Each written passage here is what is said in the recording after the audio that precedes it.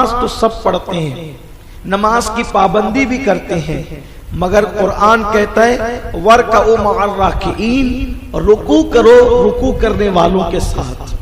مفسرین فرماتے ہیں اس سے ثابت ہوا کہ نماز با جماعت پڑھنا یہ واجب ہے، نماز با جماعت پڑھنا یہ واجب ہے، واجب ہے نماز با جماعت پڑھنا۔ اس کا مطلب یہ ہے کہ جو لوگ نماز تو پڑھتے ہیں مگر جماعت کے ساتھ نہیں پڑھتے، جو انجام داڑھی منڈانے والوں کا ہے وہی حیثیت اور وہی انجام جماعت چھوڑ کر نماز پڑھنے والوں کا بھی ہے۔ یعنی جو بندہ بلا عذر شرعی جماعت ترک کرے گا تو اس کا شمار جو حیثیت داڑھی منڈانے والے کی ہوگی وہی حیثیت جماعت کو قصدن چھوڑنے والے کی بھی ہوگی۔ اس کی وجہ یہ ہے کہ جس طریقے سے داڑھی رکھنا واجب ہے اسی طریقے سے جماعت کے ساتھ نماز پڑھنا یہ بھی واجب ہے۔ قصدن جماعت کو ترک کرنے کا عادی فاسق و فاجر ہے اور اس کی شہادت قبول نہیں ہے۔ اور یاد رکھیں نماز اصل میں وہی نماز ہے جو جماعت کے ساتھ پڑھی جاتی ہے۔ جماعت کے ساتھ جو نماز پڑھی جاتی ہے وہ صرف فرض کی ادائیگی ہے بس۔ نماز کہلانے کی حقدار صرف وہ نماز ہے جو جماعت کے ساتھ ہوتی ہے۔ حضور سیدی اعلیٰ حضرت امام اہل سنت رضی اللہ تعالیٰ عنہ فرماتے ہیں کہ ایک مرتبہ ان کے پیر و مرشد سیدی آل رسول احمدی مسجد سے نیچے اتر رہے تھے، مارا شریف پہ جو مسجد ہے اس کی سیڑھیوں سے نیچے اتر رہے تھے، اور حضرت مولانا عبدالقادر تاج الفول بدایونی رحمت اللہ علیہ سیڑھیوں کے اوپر چڑھ رہے تھے، اس لیے کہ اگر کوئی مسافر ہے تو اس کے لیے جماعت کے حوالے سے شدت نہیں، اگر کوئی مریض ہے اس کے لیے شدت نہیں، اگر کوئی قرض دار ہے تو لوگ اس سے قرض کا تقاضا کریں گے اس کے لیے شدت نہیں، ورنہ لوگوں پہ جماعت واجب ہے۔ حضرت تاج الفول رحمت اللہ علیہ جماعت چھوٹ گئی تھی اور آپ مسجد کا زینہ چڑھ رہے تھے، تو حضور آل رسول احمدی نے پوچھا مولانا عبدالقادر اوپر مسجد میں کیوں جا رہے ہو، کیا کرنے جا رہے ہو؟ حضور مولانا عبدالقادر بدایونی تاج الفول رحمت اللہ علیہ نے فرمایا کہ حضرت میں نماز پڑھنے جا رہا ہوں۔ فرمایا مولانا نماز تو ہو چکی ہے، نماز ہو چکی ہے، آپ کہاں جا رہے ہیں؟ کہ حضور میری نماز تو باقی ہے۔ فرمایا نماز وہی نماز ہے جو جماعت کے ساتھ ہو، ورنہ جو جماعت سے ہٹ کر کے ہو پھر وہ نماز نہیں بلکہ وہ تو صرف فرض کی ادائیگی ہے، یعنی جس کو آپ اپنی زبان میں کہہ سکتے ہیں فارمیلٹی پوری کرنا ہے۔ اصل نماز جماعت کے ساتھ ہے۔ اللہ کے حبیب صلی اللہ علیہ وسلم فرماتے ہیں جو جماعت کے ساتھ نماز نہیں پڑھتا میرا دل چاہتا ہے کہ میں اس کے گھر کو آگ لگا دوں، اس کے گھر میں آگ لگا دوں۔ اللہ کے حبیب صلی اللہ علیہ وسلم کی بارگاہ میں ایک بوڑھا شخص آیا اور عرض کرنے لگا یا رسول اللہ صلی اللہ تعالی علیہ وسلم مجھے مسجد آنے میں تھوڑی سی دقت ہونے لگی ہے، اگر آپ اجازت دیں تو میں گھر کے اندر نماز ادا کر لوں۔ اللہ کے حبیب صلی اللہ علیہ وسلم نے فرمایا کیا تیرے گھر تک اذان کی آواز پہنچتی ہے؟ انہوں نے عرض کیا ہاں یا رسول اللہ۔ آقا فرماتے ہیں اگر تیرے گھر تک اذان کی آواز پہنچتی ہے تو تیرے لیے مسجد میں آ کر نماز پڑھنا واجب ہے، تیرے لیے مسجد میں آ کر نماز پڑھنا ضروری ہے۔ اور میرے آقا علیہ السلام کے غلاموں تنبیہ الغافلین میں لکھا گیا ہے کہ اگر کسی کے گھر تک مسجد کی آواز پہنچتی ہے اگر وہ گھر میں نماز پڑھے تو اس کی نماز ہوگی ہی نہیں، سرے سے اس کی نماز نہیں ہوگی۔ اگر اس کے ساتھ عذر شرعی اگر ہے تو بات جدا ہے، عذر شرعی نہیں تو اس کی نماز ہی نہیں ہے۔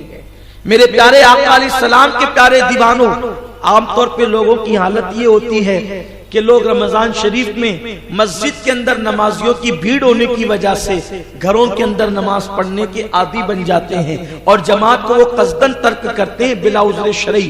کتنی بڑی کم نصیبی کی بات ہے، عذر شرعی آپ کی نماز ہی نہیں ہو رہی ہے، آپ گھر میں نماز پڑھے جا رہے ہیں، فجر بھی گھر میں ہو رہی ہے، ظہر بھی گھر میں ہو رہی ہے، عصر بھی گھر میں ہو رہی ہے، مغرب بھی گھر میں ہو رہی ہے، عشاء بھی گھر میں ہو رہی ہے، اور آپ کا شمار بے نمازیوں کے اندر ہو رہا ہے۔ اور وہ بھی کب ہو رہا ہے؟ رمضان شریف کے مہینے میں ہو رہا ہے۔ اور رمضان شریف کے مہینے میں کسی کا گناہ لکھا جانا کیا ہے؟ جس طریقے سے رمضان شریف کے اندر ایک نیکی کرو تو 70 کا ثواب ملتا ہے، اس اسی طرح رمضان شریف میں اگر ایک گناہ کرو تو 70 گناہ لکھے جاتے ہیں۔ اب آپ مجھے بتائیں 5 وقت کی نمازیں ترک ہو رہی ہے اور آپ کے نامہ اعمال کے اندر نماز کا ثواب نہیں لکھا جا رہا ہے بلکہ آپ کو بے نمازی لکھا جا رہا ہے۔ میرے پیارے آقا صلی اللہ علیہ وسلم کے پیارے دیوانوں، ایک شخص آقا کریم صلی اللہ علیہ وسلم کی بارگاہ میں حاضر ہوئے اور عرض کیا یا رسول اللہ صلی اللہ علیہ وسلم، مسجد کے پڑوس میں رہنے والوں کے لیے آپ نے فرمایا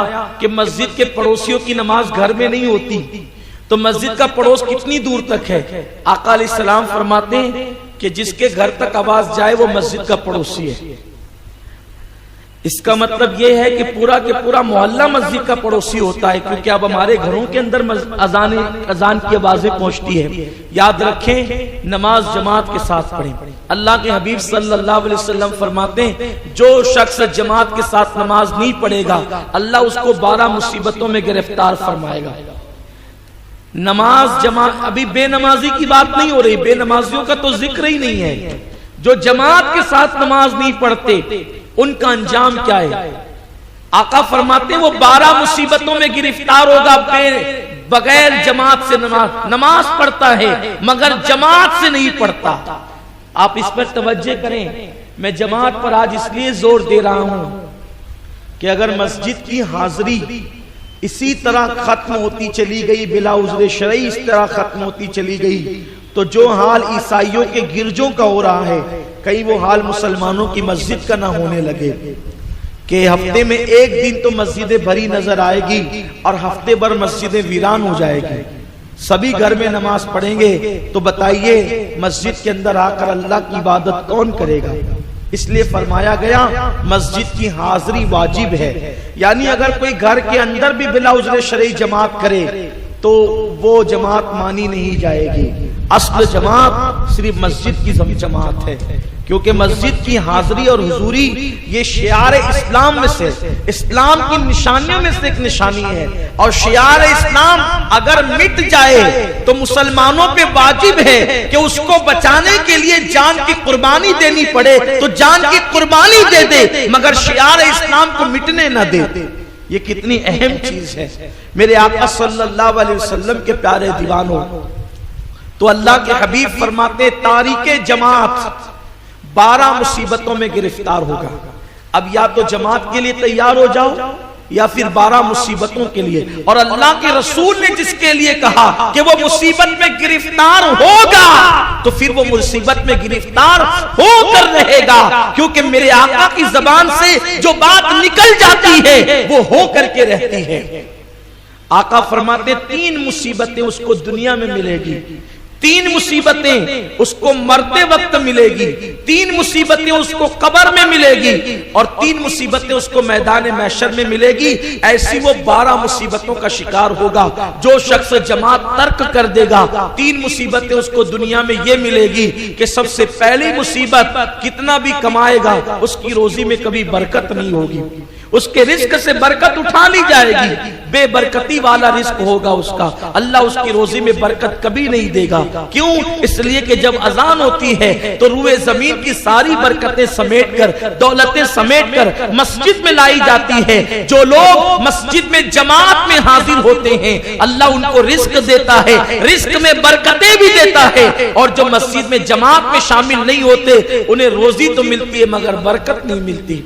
میرے آقا علیہ السلام کے دیوانوں، نماز با جماعت میں شامل ہونے کے لیے اللہ کے فرشتے تک مسجد میں آتے ہیں۔ مسلمان مسجد جماعت میں لوگ شریک نہیں ہوتے، اللہ روزی سے برکت اٹھا لیتا ہے، رزق سے برکت اٹھا لیتا ہے۔ اور دوسری مصیبت کیا ہے؟ اللہ اکبر۔ آقا فرماتے ہیں کہ اللہ تبارک و تعالی اس کے چہرے سے مومنوں کا نور چھین لیتا ہے، اس کے چہرے پر ایمانی نور نہیں رہتا، چہرے ویران ویران لگتے ہیں، افسردہ لگتے ہیں۔ اللہ تعالیٰ ان کے چہروں سے نور چھین لیتا ہے۔ اور تیسری مصیبت دنیا کی یہ ہے کہ اللہ کے ولیوں کے دلوں میں اس کے لیے نفرت پیدا کر دی جاتی ہے، مومنوں کے دلوں میں اس کے لیے نفرت پیدا کر دی جاتی ہے۔ آپ جانتے ہیں حضرت امیر معاویہ رضی اللہ تعالیٰ کی ایک مرتبہ فجر کی جماعت ترک ہو گئی تو آپ اتنا روئے کہ روتے روتے آپ کی حالت غیر ہو گئی۔ تو دوسرے دن آپ نے دیکھا کہ آپ کے کمرے میں کوئی آپ کو جگانے آیا ہے کہ حضرت اٹھیے فجر پڑھ لیجئے، تو آپ نے کہا تو کون ہے، میرے کمرے میں کون ہے تو آ گیا؟ تو اس نے کہا کہ میں شیطان ہوں اور آج آپ کو میں جگانے آیا ہوں۔ تو فرمایا شیطان نماز کی تبلیغ کب سے کرنے لگا؟ یعنی شیطان نماز کی تبلیغ حضرت امیر معاویہ کے دور سے کر رہا ہے، یعنی شیطانی تبلیغ نماز کے لیے کیوں ہو رہی ہے؟ حضرت امیر معاویہ نے فرمایا کہ تو کب سے مبلغ ہو گیا نماز کا، تو نے کب سے نماز کی دعوت دینا شروع کر دیا؟ تو اس نے کہا مجھے نماز سے کوئی دلچسپی نہیں ہے، مجھے نماز سے کوئی دلچسپی نہیں ہے۔ دراصل کل میں نے آپ کے طلبے سہلا کر کے سلائے تھے، لیکن جماعت چھوٹنے کی وجہ سے آپ اتنا روئے کہ آپ کا رونا اللہ کو پسند آ گیا، اور اللہ نے فرمایا معاویہ کو جماعت چھوٹنے کا اتنا غم ہے، اس کو 70 جماعتوں کا ثواب عطا کر دیا جائے۔ تو میں نے سوچا ایک بار سلا دیا تو 70 کا ثواب لے لیا، اگر آج بھی سلا دوں گا تو 70 نہ مل جائے، اسی لیے اٹھیے جماعت سے پڑھیے اور ایک ہی جماعت کا ثواب حاصل کیجئے۔ اس کا مطلب یہ ہے کبھی کبھی شیطان نماز کی بھی دعوت دینے نکلتا ہے، لیکن شیطان کی نماز کی دعوت کے پیچھے بھی سیاست ہے، شیطان کی دعوت نماز کے پیچھے بھی سیاست ہے، وہ نماز کی دعوت سے بھی سیاسی فائدہ اٹھانا چاہتا ہے، لیکن یہ اللہ والوں کی سنت ہے کہ نماز کو ہم سیاسی فائدے کا ذریعہ نہیں سمجھتے، بلکہ ہم تو آخرت میں نجات کا ذریعہ سمجھتے ہیں۔ اور ہم سنیوں کی نماز میں خدا کا ذکر بھی ہے، نبی کا ذکر بھی ہے، ولی کا ذکر بھی ہے۔ ہماری نماز میں خدا کا خیال، نبی کا خیال، ولی کا خیال، اولیاء بھی ہماری نماز میں۔ آپ کہیں گے ہم تو پہلی مرتبہ سنتے ہیں کہ ولی بھی نماز میں، بالکل۔ السلام علینا وعلی عباد اللہ الصالحین، جو جب کہتے ہیں نا السلام علینا ہم پر بھی سلام ہو، وعلی عباد اللہ الصالحین اور تیرے ولیوں پہ بھی سلام ہو، پتا چلا نماز کے اندر سلام صرف نبی پر نہیں ہے بلکہ نبی کے ساتھ ساتھ ولیوں پر بھی ہے۔ تو ہماری نماز میں تو ولیوں کا ذکر بھی آتا ہے، اور یہ قانون کس نے رکھا؟ یہ قانون کسی ایرے گیرے نتو خیرے نے نہیں، بلکہ یہ قانون میرے اللہ نے عطا فرمایا ہے۔ ہم سنیوں کی نماز کیسی نماز ہے؟ اسی لیے یہی نماز ہے جو نجات کی طرف لے جاتی ہے۔ تو حضرت رسول پاک علیہ السلام و تسلیم فرماتے ہیں اللہ صالحین کا نور چھین لیتا ہے، اور تیسری مصیبت یہ کہ مومنوں کے دلوں میں اس کی نفرت پیدا کر دیتا ہے۔ ہر آدمی عزت دار بننا چاہتا ہے، ہر آدمی وقار والا بننا چاہتا ہے، ہر انسان جو ہے سوچتا ہے کہ میں معزز بنوں۔ دیکھو اشتہاری شہرت سے کچھ نہیں ملنے والا، اگر کچھ ملے گا حقیقی عزت تو اللہ کی عطا سے ملنے والی ہے۔ آقا فرماتے ہیں 3 مصیبتیں اس کو موت کے وقت ملتی ہے، کس کو؟ جو جماعت سے نماز نہیں پڑھتا۔ میں حیران ہوا حدیث پڑھ کر کہ جو جماعت سے نہیں پڑھتا اس کو اتنی مصیبتیں ہیں، تو جو سرے سے نماز ہی نہیں پڑھتا اس کا عالم کیا ہوگا، اس کا انجام کیا ہوگا؟ اللہ اکبر، اللہ خیر فرمائے، اللہ میری قوم کو نماز کی توفیق عطا کرے، اور اللہ ہم سب کو صحیح العقیدہ پابند شرع امام کے پیچھے نماز پڑھنے کی توفیق عطا فرمائے۔ یاد رکھنا جماعت سے پڑھنا، لیکن جماعت سے اسی کے پیچھے پڑھنا جو رسول پاک کا وفادار ہو، یہ خاص بات ہے۔ دیکھیے امام جو ہوتا ہے وہ مقتدی کے لیے اللہ کی بارگاہ میں وکیل ہوتا ہے، توجہ آپ کی، وکیل ہوتا ہے، اور جب تک مقتدی اور امام کا دونوں کا عقیدہ ایک جیسا نہ ہو، چاہے کوئی عقیدہ ہو، عقیدہ کوئی ہو، لیکن میں بات سمجھانے کے لیے کہہ رہا ہوں، عقیدہ کوئی ہو کیسا ہی ہو، لیکن جب تک دونوں کا عقیدہ سیم نہیں ہوگا نماز مقتدی کی امام کے پیچھے نہیں ہوگی۔ سمجھ میں آئی بات؟ عقیدہ سیم ہونا چاہیے امامت کے لیے، وہی آپ کا امام بن سکتا ہے جس کا عقیدہ آپ جیسا ہو، بس یہی بات ہے۔ وہ اللہ کی بارگاہ میں آپ کا وکیل ہے۔ آپ دیکھیں وکیل موکل کی پیروی کرتا ہے، تو مسئلہ موکل کا ہوتا ہے وہی مسئلہ وکیل پیش کرتا ہے، ورنہ جو ہے وہ موکل پر الزام ہے قتل کا، اور یہ وکالت حضرت صاحب کر رہے ہیں چوری کی، تو بتائیں مسئلہ حل ہوگا کہ پھنسے گا؟ بولو پھنسے گا نا۔ تو یہی حال ہے کہ جب تک کہ مقتدی اور امام کا عقیدہ برابر نہیں ہوگا نماز نہیں ہوگی. مثال کے طور پر اگر مقتدی کا عقیدہ یہ ہے کہ اللہ نے اپنے نبی کو علم غیب عطا فرمایا ہے تو اب اس مقتدی کے لیے لازم ہے وہ ایسا امام تلاش کرے جس کا عقیدہ اس کے عقیدے کے مطابق ہو, تبھی اس کی نماز ہوگی. اگر مقتدی کا عقیدہ ہے کہ نبی زندہ ہے تو مقتدی کو ایسا ہی امام ڈھونڈنا پڑے گا جس امام کا عقیدہ ہو کہ نبی زندہ ہے, ورنہ تو نبی کو زندہ مانے اور امام نبی کو مردہ مانے, بتا تیری نماز اس کے پیچھے کیسے ہو سکتی ہے. اس لیے امام کا عقیدہ اور مقتدی کا عقیدہ برابر ہونا چاہیے. اسی طرح اگر مقتدی ایسے امام کے پیچھے کھڑا ہو گیا کہ جو نبی کو زندہ مانتا ہے وہ مردہ مانتا ہے تو اس کا حال ستون کی طرح ہے, وہ مقتدی مانا ہی نہیں جائے گا, وہ مقتدی مانا ہی نہیں جائے گا. اس لیے لازمی ہے جو اپنا عقیدہ ہو اسی عقیدے کے امام کے پیچھے نماز پڑھنا چاہیے. بلکہ حضور نے تو اتنی تاکید کی ہے امام وہی ہو سکتا ہے جو بہت پابند شرع ہو, ہر ایرا گہرا امام نہیں ہو سکتا. ایک شخص نے کعبے کی طرف منہ کر کے تھوک دیا, رسول پاک نے فرمایا اس کے پیچھے نماز نہیں ہوگی. لوگ کہتے ہیں سنی فتنہ کرتے ہیں, اس کے پیچھے نہیں ہوگی, اس کے پیچھے نہیں ہوگی, اس کے پیچھے نہیں ہوگی. جامع شرائط امام کے پیچھے نماز ہوتی ہے ورنہ اور نمازیں نہیں ہوتی.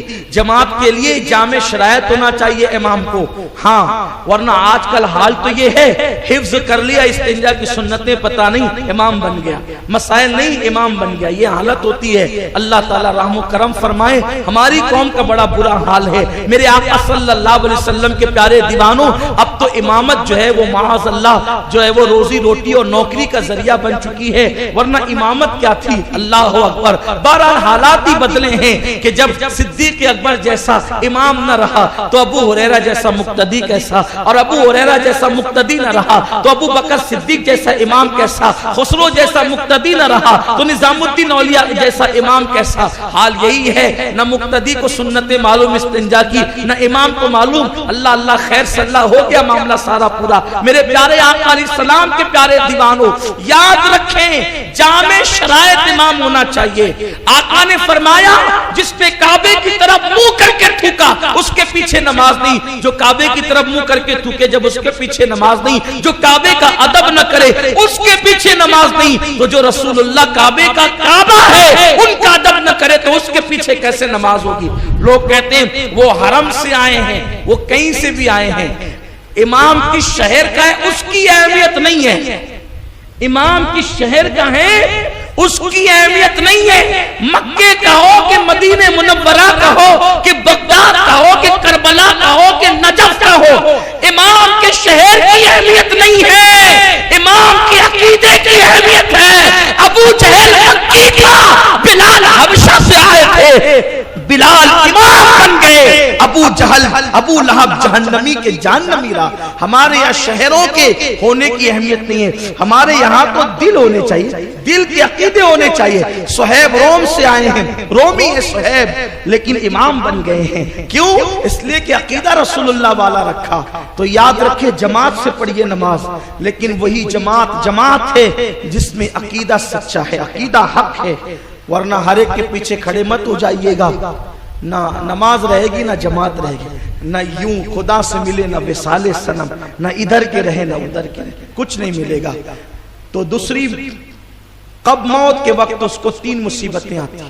جو جماعت سے نماز نہیں پڑھتا اس کو موت کے وقت 3 مصیبتیں. پہلی مصیبت موت کے وقت وہ مرے گا تو پیاسا مرے گا, اور اس پر اتنی پیاس, یہ جو نماز نہیں پڑھنے والوں کا ذکر نہیں ہے, جماعت چھوڑنے والوں کا ذکر ہے. جو جماعت کے بغیر نماز پڑھتے ان کا تذکرہ ہے. مرے گا تو پیاسا, حتیٰ کہ سارے دریاؤں کا پانی بھی اس کو پلا دیا جائے تو بھی کوئی اس کی پیاس کو بجھا نہیں سکتا. اور آقا علیہ السلام فرماتے ہیں اللہ خیر کرے, آج میں نے یہ حدیث پاک پڑھا میرے رونگٹے کھڑے ہو گئے. یہ حدیث پاک پہلے بھی کئی بار پڑھی, لیکن جب آج اس کو جماعت کے باب میں پڑھا رونگٹے کھڑے ہو گئے.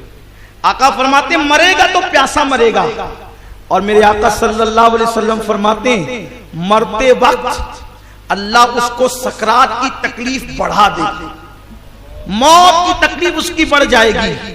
اور تیسرا تو اتنا بڑا خطرہ ہے, اللہ سب کو امان میں رکھے. آقا فرماتے ہیں ڈر ہے کہ کہیں کافر نہ ہو جائے مرتے وقت. اس کا ایمان خطرے میں پڑ جائے گا. کس کا؟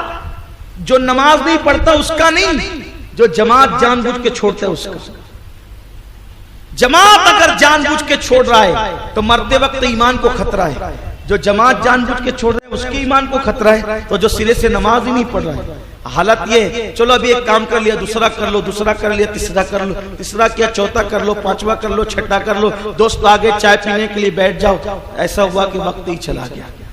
آقا علیہ الصلوۃ والتسلیم فرماتے ہیں جو نماز میں سستی کرے اس کے ایمان کو خطرہ ہے. سستی کرنے والوں کو خطرہ ہے، نہ پڑھنے والوں کا انجام کیا ہے. اس لیے نماز کبھی نہ چھوڑی جائے. یہ رمضان شریف آ رہا ہے، سدھرنے کا موسم آ رہا ہے، مواسات کا موسم آ رہا ہے، بہاروں کا موسم آ رہا ہے، نیکیوں کا سیزن آ رہا ہے، نیک بننے کا سیزن آ رہا ہے، مسجد کی چڑیا بننے کا سیزن آ رہا ہے، مسجد کی بلبل بننے کا سیزن آ رہا ہے، مسجد کے کبوتری بننے کا سیزن آ رہا ہے. کچھ صحابہ ایسے تھے جن کو صحابہ مسجد کی کبوتری کہتے تھے. ان کو مسجد کی کبوتری اس لیے کہتے تھے کہ وہ لوگ بہت کثرت کے ساتھ مسجد میں نظر آتے تھے. بلکہ جب لوگ ان کو ڈھونڈنے جاتے تو لوگ ڈھونڈتے تو لوگ کہتے کہ کس کو ڈھونڈے؟ وہ فلاں کو. کہا وہ کہیں اور نہیں ملے گا، وہ تو صرف مسجد میں ملے گا. یعنی کچھ صحابہ ایسے تھے جن کو مسجد کی کبوتری کا لقب دیا گیا ہے. اللہ اکبر. تو میرے پیارے آقا صلی اللہ علیہ وسلم کے پیارے دیوانوں، 3 مصیبتیں موت کے وقت ہوگی. ایک، پیاسا مرے گا، حتیٰ کہ اس کو سارے دریا کا پانی پلا دیا جائے پھر بھی پیاس نہیں بجھے گی. اس کو موت کی سختی اور تکلیف بڑھا دی جائے گی، سکرات کی مصیبت بڑھا دی جائے گی. اور تیسری بات یہ، اس کے ایمان کو خطرہ ہوگا. یہ مصیبتیں ہو گئی 6. 3 مصیبتیں اس کو قبر میں ہوگی. 3 مصیبتیں اس کو قبر میں ہوگی. پہلی مصیبت یہ ہوگی کہ اللہ تبارک و تعالی نکیرین کے سوالات کو مشکل کر دے گا. اس کو بھلا دیے جائیں گے، نکیرین کے سوالات مشکل کر دیے جائیں گے. اب بتائیں جس کو خدا بھلا دے اس کو کون یاد کرا سکتا ہے؟ یا تو رٹو مر رب کا ما دینو کا ما کنت تقول بحق حاضر رجل. اللہ نے وہاں مشکل کر دیا. بتائیں ایگزام لینے والا ایگزامنر اگر نظر گڑا کے دیکھے تو امتحان دینا مشکل ہو جاتا ہے. اور جس کو قدرت سوال بھلا دے، جواب بھلا دے اور اس کے لیے مشکلیں پیدا کر دے، جس کو اللہ مشکلیں پیدا کر دے اس کو کون بندہ ہے؟ راحتیں پیدا کرنے والا، آسانی پیدا کرنے والا. مسلمانوں لرز جاؤ، آج سچے دل سے توبہ کر لو اور عہد کر لو، انشاءاللہ جان بوجھ کر کبھی جماعت ترک نہیں کریں گے، بلا عذر شرعی کبھی جماعت نہیں چھوڑیں گے. عذر شرعی میں بار بار اس کی وضاحت کرتا ہوں. عذر شرعی اگر جامع الشرائط امام نہ ملتا ہو تب بات جدا ہے، اس وقت آپ پر جماعت واجب ہی نہیں رہ جاتی. لیکن جامع الشرائط امام موجود ہے، آپ کے پاس جماعت کے ساتھ نماز ادا کرنے کی طاقت موجود ہے، اگر پھر بھی آپ جماعت ترک کریں گے کتنی بڑی مصیبت میں گرفتار ہوں گے. آقا فرماتے ہیں نکیرین کے سوالات اس پر مشکل ہو جائیں گے، جواب دینے میں دشواری آئے گی. کس کے لیے؟ بے نمازی کے لیے نہیں بلکہ جو جماعت ترک کرتا ہے اس کے لیے. دوسری مصیبت یہ ہوگی اس کی قبر میں اندھیرا بڑھا دیا جائے گا، تاریکی بڑھا دی جائے گی. قبر میں اندھیرا ہی اندھیرا ہوگا. آپ سوچ رہے ہوں گے یہ اندھیرا کون سا ہے؟ یہ اندھیرا اپنے گھر کا اندھیرا نہیں ہے، یہ اندھیرا اپنے محلے کا اندھیرا نہیں ہے بلکہ یہ قبر کا اندھیرا ہے. ارے جہاں کا اجالا بھی اندھیرا ہوتا ہے تو وہاں اگر قدرت اندھیرا بڑھا دے تو اس وقت عالم کیا ہوگا؟ خدا را للہ اپنے حال پہ رحم کیجئے. اور قبر کا اندھیرا بڑھے گا تو انجام کیا ہوگا؟ اس لیے جماعت کو لازم پکڑیے. آقا فرماتے ہیں قبر کی 3 مصیبتوں میں دوسری بڑی مصیبت یہ ہے کہ اس کو اندھیرا قبر کا بڑھا دیا جائے گا. اور اس کی تیسری مصیبت یہ ہے کہ اس جماعت کے تارک کو جو جماعت ترک پڑتا ہے، جماعت کے ساتھ نماز نہیں پڑھتا، چاروں طرف سے اس کی قبر اس کو دبائے گی حتیٰ کہ اس کی پسلیاں آپس میں ایک دوسرے سے مل جائے گی. آقا نے ہاتھ کا اشارہ کر کے بتایا اس کی پسلیاں آپس میں اس طریقے سے مل جائے گی. 3 مصیبتیں تو اس کو قبر میں ملے گی. کتنی ہو گئی؟ 9. 3 مصیبتیں اس کو میدان محشر میں ہوگی. پہلی مصیبت میدان محشر کی کہ اللہ تبارک و تعالی اس سے حساب سختی سے لے گا. اگر وہ کسی سے نرمی سے بھی حساب لے تو بندہ جواب نہ دے سکے. اگر استاد پوچھ لینا کہاں تھے تو آدمی کو بھاری پڑتا ہے کہ کیا جواب دے. قدرت جب سختی سے حساب لے کوئی جواب دے سکتا ہے؟ پہلی مصیبت جماعت ترک کرنے والوں کی میدان محشر میں اللہ حساب سختی سے لے گا. جب وہ سختی سے حساب لے گا کون مدد کرے گا, کون جواب دے گا؟ دوسری مصیبت اس کے لیے یہ ہوگی کہ اللہ تبارک و تعالیٰ اس سے ناراض ہوگا. میں کہتا ہوں جہنم کے بڑے سے بڑے عذاب سے بڑھ کر اگر کوئی عذاب ہے تو خدا کا ناراض ہونا ہے. اللہ ناراض ہو تو پھر بچتا ہی کیا ہے, رہ کیا جاتا ہے؟ اللہ اس سے ناراض ہوگا. اللہ تبارک و تعالیٰ اس سے ناراض, اس سے راضی نہیں ہوگا اور اس پہ نگاہ کرم نہیں فرمائے گا. اللہ اس پہ غضبناک ہوگا, غضبناک ہوگا. خدا وحدہ لا شریک میدان محشر کی یہ 3 مصیبتیں اس کو دی جائے گی. ایسی 12 مصیبتوں میں وہ مبتلا ہوگا جو جماعت چھوڑ کر نمازیں پڑھتا ہے. نمازی تو ہے مگر جماعت سے نہیں پڑھتا. 12 مصیبتیں اس کو ہوگی. اللہ اکبر. اور حضور نے کہہ دیا تو ہوگی, لیکن اب سنیے جو جماعت سے نماز پڑھتا ہے اس کے لیے کیا ہے. آخری بات توجہ کریں, غور سے سنیں, بہت شان کی بات ہے. میں کہتا ہوں عاشق کے لیے اس سے بڑا انعام جماعت کے ساتھ. اچھا یہ صرف جماعت سے پڑھنے والوں کے لیے خاص ہے. بہت پیاری سی بات, حدیث پاک ہے بخاری شریف کی ہے. اللہ کے حبیب صلی اللہ علیہ وسلم مرض وصال میں ہیں.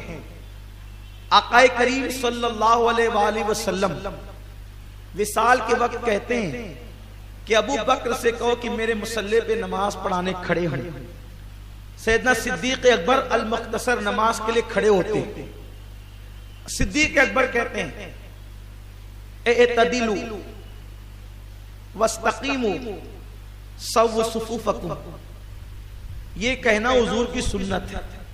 اس کا مطلب ہوتا ہے صفیں سیدھی کرو, سیدھے کھڑے ہو جاؤ, اعتدال کے ساتھ کھڑے ہو جاؤ. یہ کہنا میرے آقا علیہ السلام کی سنت ہے. تو صدیق اکبر مصلی پہ کھڑے ہوئے تو آپ نے فرمایا سیدھے کھڑے ہو جاؤ, اعتدال کے ساتھ کھڑے ہو جاؤ. صفوں کے اندر خلل پیدا مت کرو, آپس کے اندر صف میں ایک دوسرے کے ساتھ کاندھے سے کاندھا ملاؤ.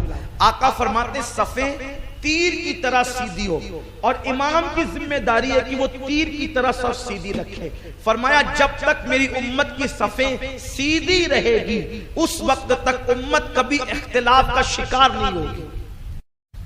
سیدنا فاروق اعظم تو اتنا مبالغہ کرتے تھے صف سیدھی کرانے میں کہ آپ اگر دیکھتے کہ وہ ترچا کھڑا ہے تو آپ مصلی سے ہٹ جاتے, اس کے پاس جاتے, اس کو کہتے سیدھا ہو, اس کو انگلی کا کچوکا دیتے, سیدھا کھڑے رہے اور بازو سے بازو لگواتے. یہ ذمہ داری ہے ائمہ کی, سیدھا کھڑے کھڑے. صف کے اندر ترتیب بہت پیاری سنت ہے. اور حضور علیہ السلام امت کو صف میں دیکھ کر بہت خوش ہوتے ہیں, اور بازو سے بازو بالکل ٹس مس رہنا چاہیے, بالکل جدا نہیں ہونا چاہیے, ورنہ بیچ میں شیطان گھس کر وسوسے پیدا کرتا ہے.